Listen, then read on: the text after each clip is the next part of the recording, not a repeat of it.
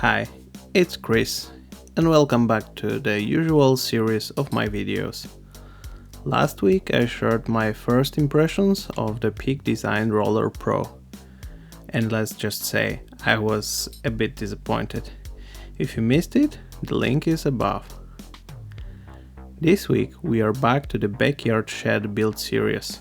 I think the remaining episodes can be a bit longer, but there will probably still be 3 more to go.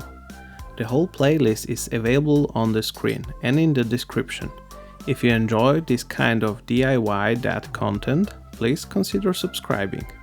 So far, the main structure is roughly made. The right side should hold my small scaffolding. Unfortunately, my first estimation for the hangers was too optimistic.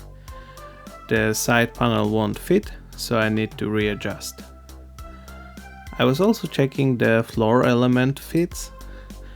Looks good enough, and there's even a bit of extra space, so I can trim them slightly.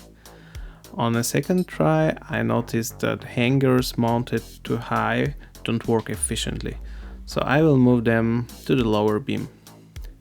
Because of that, the lower beam needs extra reinforcement with more brackets.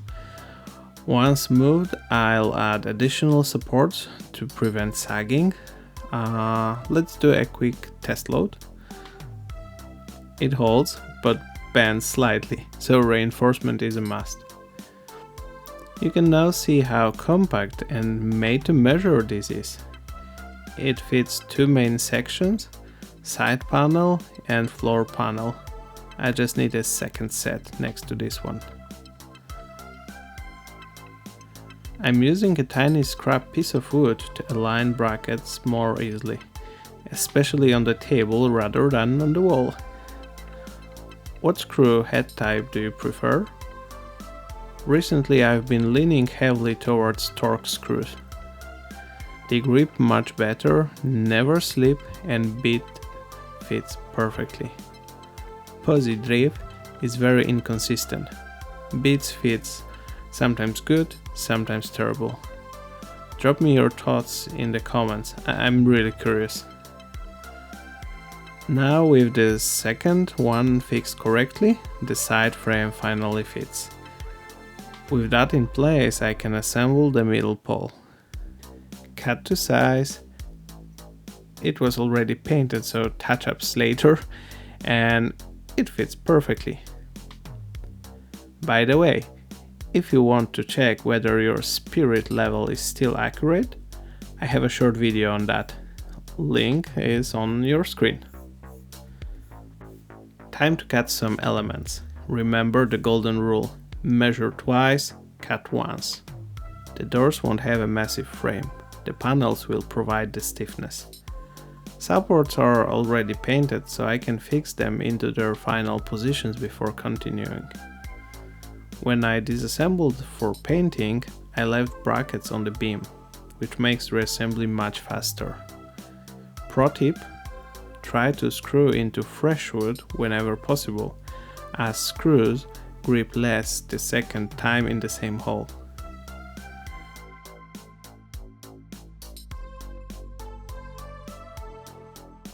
Let's copy-paste that process across all 4 supports. Now I will reinforce those with longer screws. Though not as long as I would like, I run out. Again, Torx really shines here. And back to the doors. More cutting, then straight to assembly. As you see, my door assembly station is a bit too short, but we'll make it work. I'm using flat brackets. Not the best joinery method, but good enough since the wall panels will reinforce everything later on. To check the door are straight, I measure corner to corner, the diagonals. Both should be equal. If not, it's out of square. It's best to have a second pair of hands here, so call your neighbor. Once confirmed, I can fix the brackets. 4 screws per element are enough in my case. For extra durability, a crossbeam is a must. Without it, doors sag over time. The direction of the crossbeam is very important. It should resist pushing forces, not pulling ones. That means the lower end must be on the hinge side, and the upper on the opposite. If you see it done differently by anyone, don't pay the bill. The cut has to be very precise, with almost no gap. Then I fix it with metal plates. Sadly, I couldn't find the perfect size locally, so I choose one slightly too big instead of two too small ones. Stronger and more reliable. And here we are, door assembled with hinges. They are not equal width, but that's intentional. I measured to avoid cutting the covering panels. There will be also a third door on the left. Here's a trick for those who watch this far. To prevent doors from being lifted off the hinges when closed, flip the middle hinge upside down. Left hinge on the right, right hinge on the left, technically.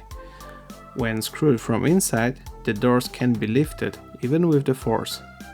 I think the lock-picking lawyer would be proud of me.